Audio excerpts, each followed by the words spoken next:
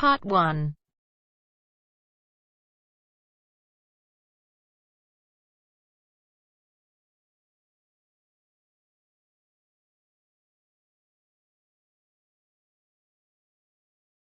You will hear a number of different recordings, and you will have to answer questions on what you hear. There will be time for you to read the instructions and questions, and you will have a chance to check your work. All the recordings will be played once only. You will hear a telephone conversation between an operator and a caller. The caller is inquiring about car insurance. First, you have some time to look at questions 1 to 4.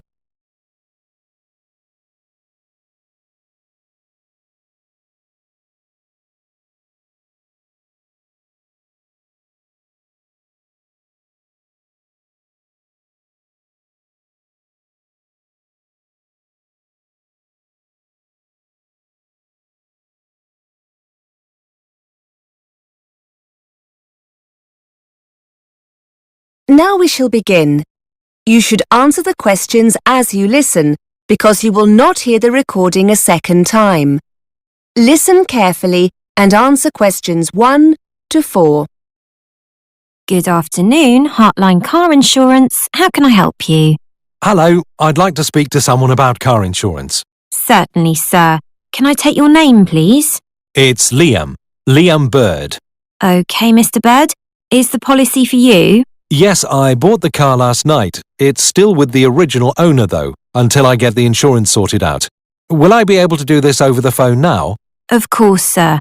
If you have all the information we need to process the application, we should be able to sort it out for you immediately. Could you tell me the make and model, Mr. Bird? Yes, it's a Ford Fiesta. And can I have the registration number, please? Yes, it's 3R1JTW. OK. I can see it's a 2002 model, is that right? That's right, yes. And what's the current mileage, Mr. Bird? Very high, unfortunately. 90,000 miles. OK, it's obviously very reliable. Hopefully, yes. And how many miles will you be driving per year? Probably about 6,000 a year. OK. And where will the car be kept overnight? Well, I don't have a garage or a driveway, so it'll be on the road. OK, nearly there.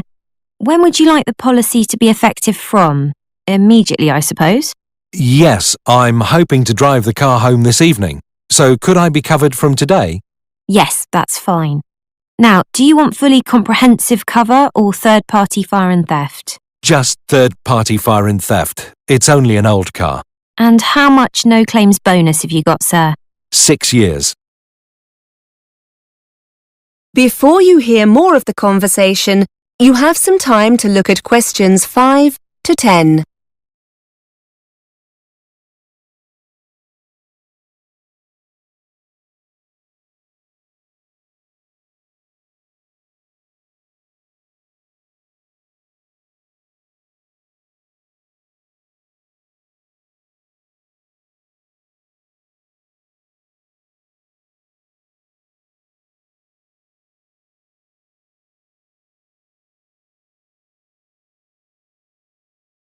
Now listen and answer questions 5 to 10. OK. Have you decided to take up any of our additional cover options? We have legal cover for a small fee each month, and we can offer a very competitive rate for driver injury insurance. Or we could... No thanks. Sorry, but I've already looked through what's available on your website and how much it all costs. I've got breakdown cover with another company, and the car comes with a spare set of keys, so I should be okay there. I'd like to take out the 14-day courtesy car, though, and keep my no-claims bonus. So I'll protect that, and I'd like to have the windscreen cover as well. OK, Mr. Bird. So that's third-party fire and theft with additional cover for a courtesy car, protected no-claims bonus and windscreen cover. That comes to £425. We'll need to see proof of your no-claims bonus. Can you send this to us? Yes, no problem at all. OK. I just need your payment details and I can process this for you. So, can I have your full name, please? It's Liam Bird. That's B-Y-R-D. And your address? 35 Botterville Crescent, Birmingham, B561ED. And your date of birth? The 11th of November, 1969. And your telephone number, Mr. Bird?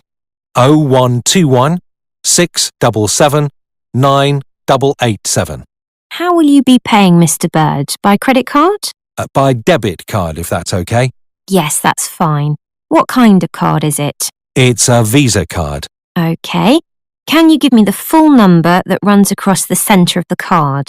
Yes, it's 2337 4006 2005 1551. And the 3-digit security number on the reverse of the card? Okay, hang on. Yes, it's 426. Thank you. Finally, can I just ask you how you got to hear about our company? Yes, sure. I found you on the internet. Thanks. Okay, your payment has been processed successfully. You're now covered, Mr. Bird. Would you like us to send your documents to you, or are you happy to download them from the website? Would you mind posting them to me, please? I'd like a paper copy and my printer's not working. No problem, Mr. Bird. That is the end of part 1. You now have half a minute to check your answers.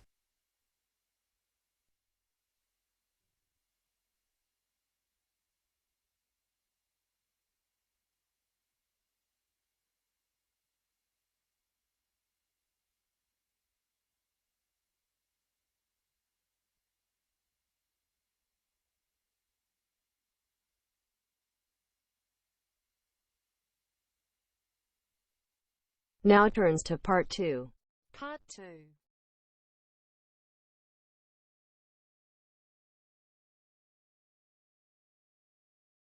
You will hear a presenter interviewing a student on a radio show.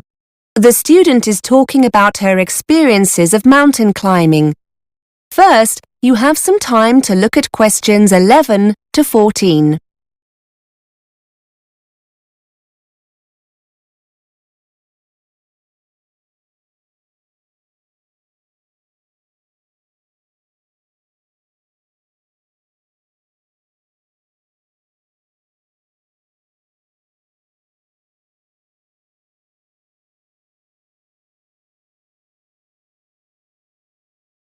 Now listen and answer questions 11 to 14. Welcome back to BURS, your independent student union radio station. We're looking at some of the incredible feats one or two of you have been up to during your summer break. I'm with Catherine, who's going to tell us about her successful climb of one of the most iconic mountains in the world, Mont Blanc. Catherine, tell us a little about your achievement. Well, actually, it was the second time I've reached the summit. The first was in 2007, the year before I came to university. People are often surprised to hear how popular the mountain is with climbers. I've read somewhere over 30,000 people attempt the climb each year, and around 200 people a day summit during the summer season, so it's very crowded up there. Unfortunately, it's also potentially very dangerous. In July 2007, the month before I did my first climb, the death toll reached 30, mainly due to bad weather conditions. The sheer number of people can cause falling rocks, which only adds to the danger. Before you hear more of the interview, you have some time to look at questions 15 to 20.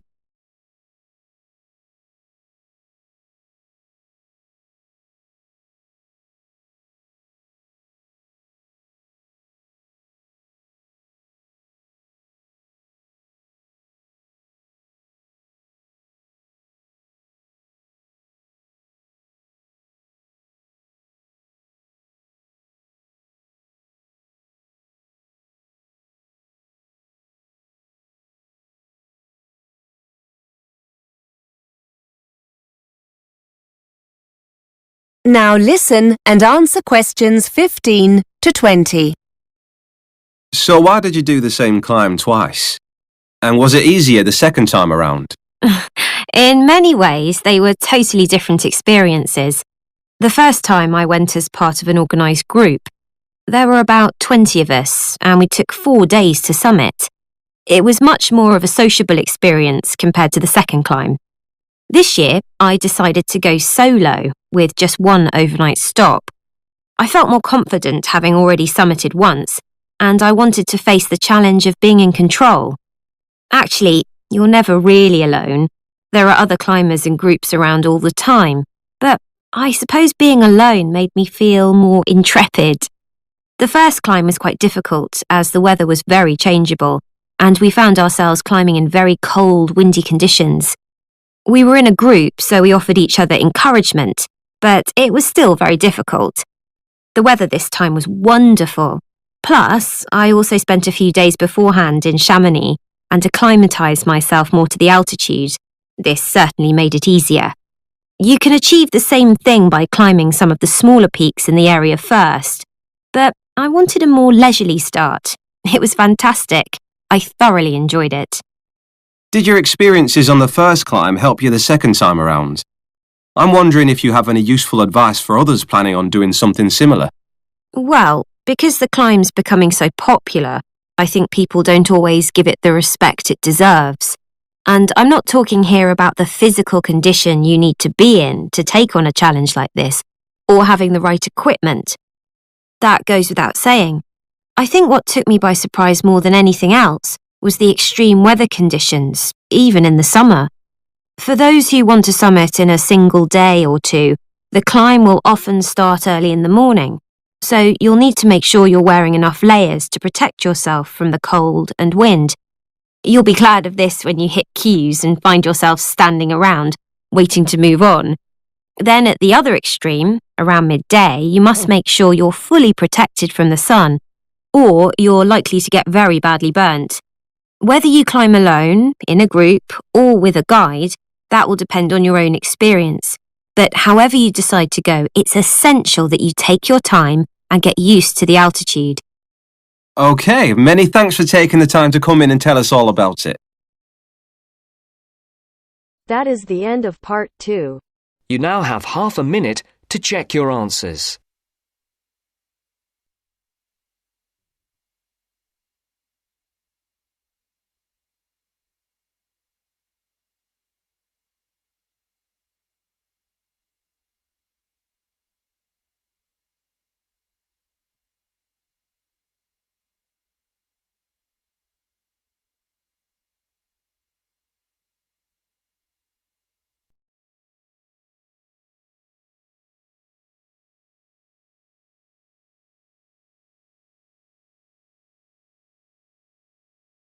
Now turns to part 3. Part 3. You will hear 2 students talking about revising for exams. First, you have some time to look at questions 21 to 23.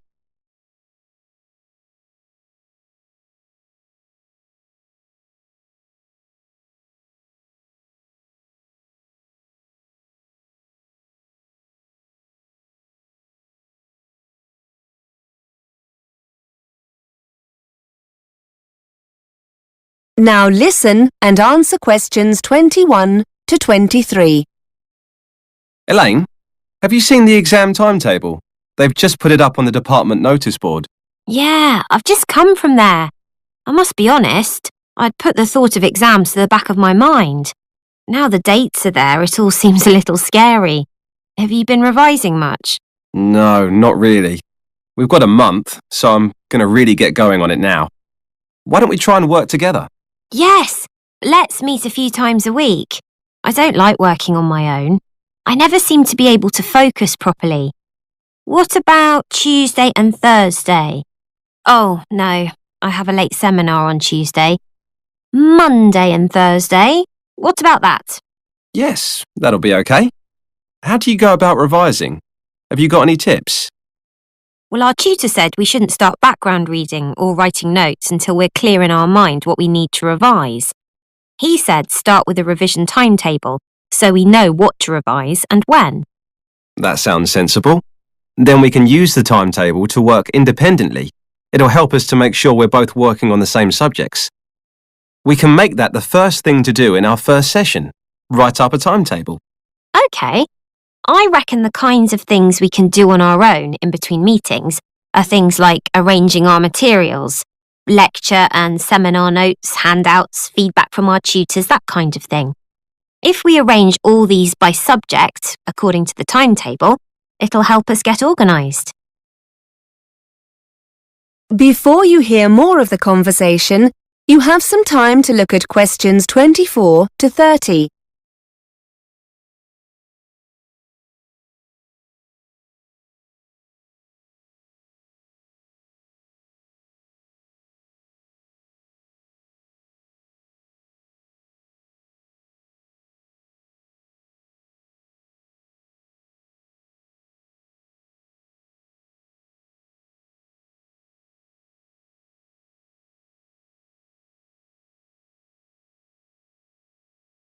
Now listen and answer questions 24 to 30.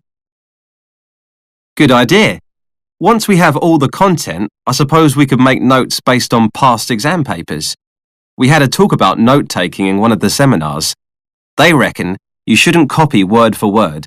It helps to learn things if you paraphrase main points. And don't just copy loads of facts either. Try to get a feel for the main arguments or theories and match any facts to these. I also like using mind maps or spidergrams when I make notes. It means you can put down a lot of information, but so that it's nicely organised. It also means you can add new notes after. And bullet points. They really help you focus on main points rather than trying to link them together in sentences. We also need to remember to make a note of where the information comes from. The author, publisher, that kind of thing. That's really important.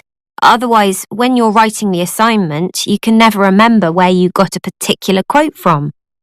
I know I said earlier about testing each other when we get together, but now I think about it, do you think it'd be a better idea to talk through our notes on a particular subject? Have a kind of discussion between ourselves? We could use the questions in the past papers to base the discussion on. Yes, so basically the timetable can be a discussion schedule. Then after each session, we could go away and do a timed essay on the subject. Maybe swap and mark each other's essays. That's a good way to learn, I think. Critique each other's work. Great idea. So we'll start next Monday with the timetable.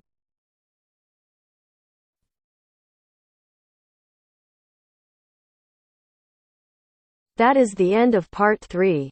You now have half a minute to check your answers.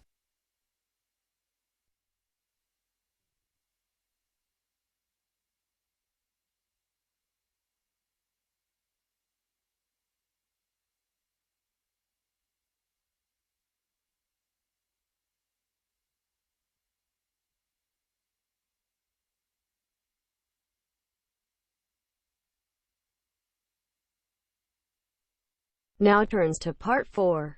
Part 4.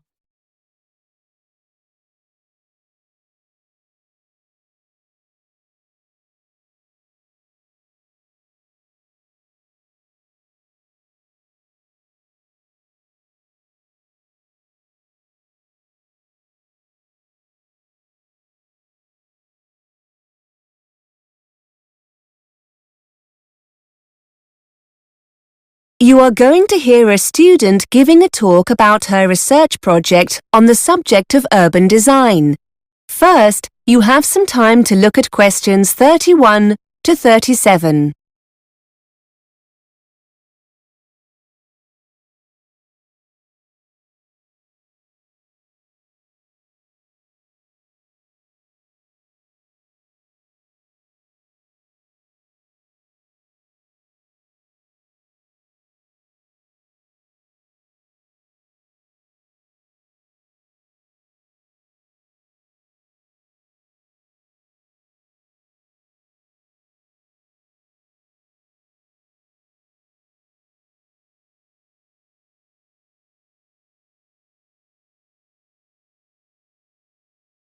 Now listen and answer questions 31 to 37.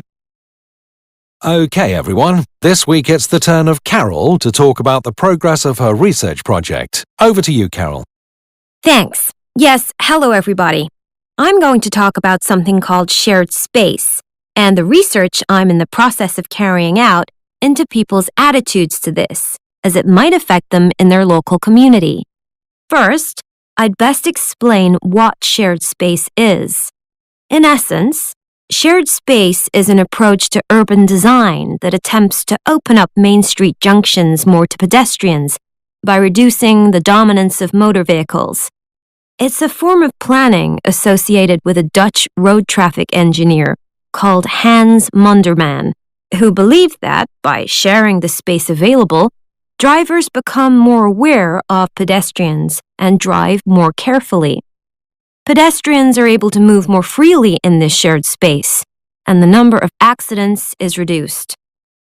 Shared space design is usually employed in urban centers where pedestrians congregate, such as in shopping areas. It usually results in demarcations between vehicle traffic and pedestrians being reduced or removed altogether. This includes features like curbs, road surface markings, and traffic signs.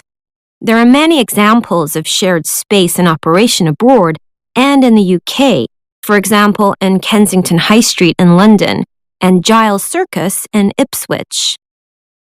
In addition to a decline in accidents, those in favor of shared space also claim additional benefits such as a reduction in unsightly street furniture, like signs and metal guardrails, which can be replaced with more trees, planters, seating areas, and other aesthetic improvements determined by local people.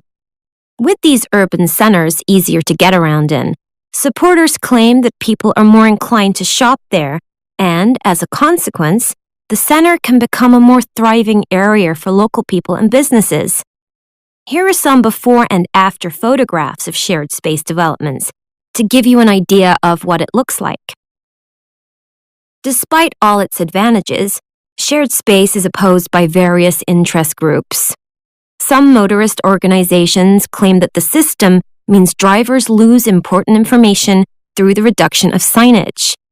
Those representing blind people argue that removing features such as curbs, railings, and barriers between pavements and roads takes away familiar support and means this group of people cannot negotiate their way as easily as other road users. Cyclist representatives have also criticized some aspects of the scheme, arguing that, despite benefits, some cyclists feel more bullied by motorists and consequently less safe. Supporters of shared space themselves also point out that a lack of experience and understanding of shared space by planners can lead to negative experiences for all these groups. Before you hear more of the talk, you have some time to look at questions 38 to 40.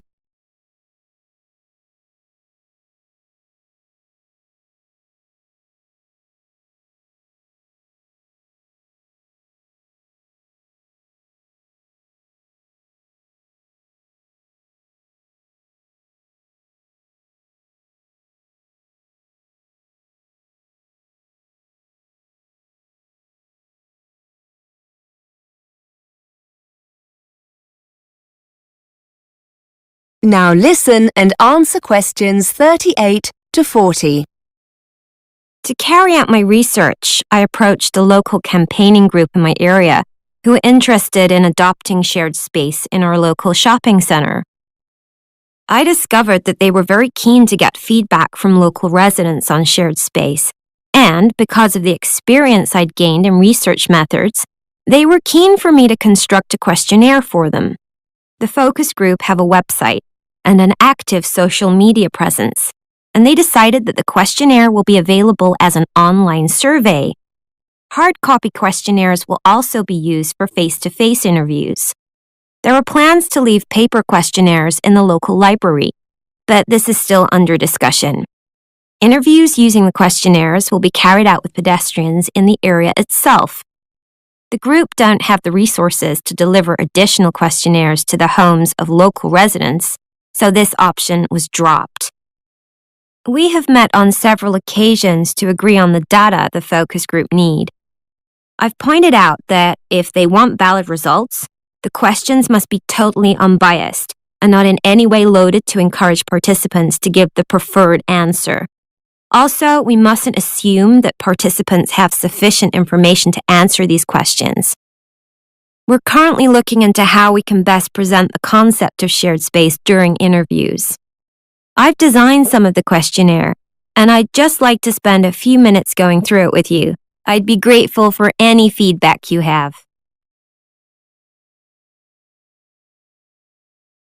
That is the end of part 4. You now have half a minute to check your answers.